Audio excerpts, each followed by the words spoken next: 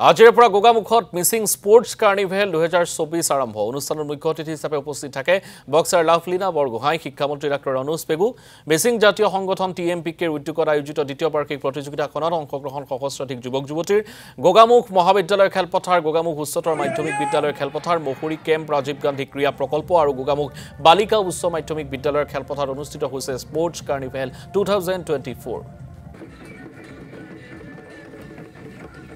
sports carnival আৰম্ভ কৰিছোঁ আৰু এইবাৰ গোগামুখত অনুষ্ঠিত হৈছে আৰু এইটো আমাৰ যোৱা বৰ্ষ আমি মিছিং অলিম্পিক বুলি অনুষ্ঠিত কৰিছিলোঁ কিন্তু কিছু অসুবিধাৰ কাৰণে টেকনিকেল কিছুমান ৰিজন থকাৰ কাৰণে এবাৰ আমি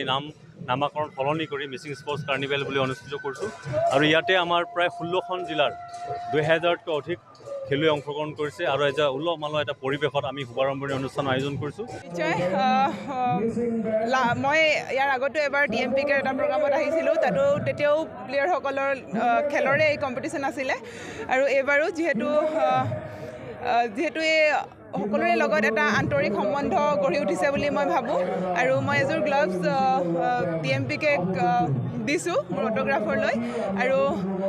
ভাল লাগিছে বহুত বেছি ভাল লাগিছে আৰু এই সম্পৰ্কটো যাতে আমি আগলৈও আগবঢ়াই নিব পাৰোঁ আৰু আমি মিছিং কমিউনিটিৰ লগত লগ হৈ পিনিও যাতে আমি ল'ৰা ছোৱালীক উলিওৱাৰ যিটো মোৰ সপোন হয় সেইটো যাতে মই পূৰা কৰিব পাৰোঁ বুলি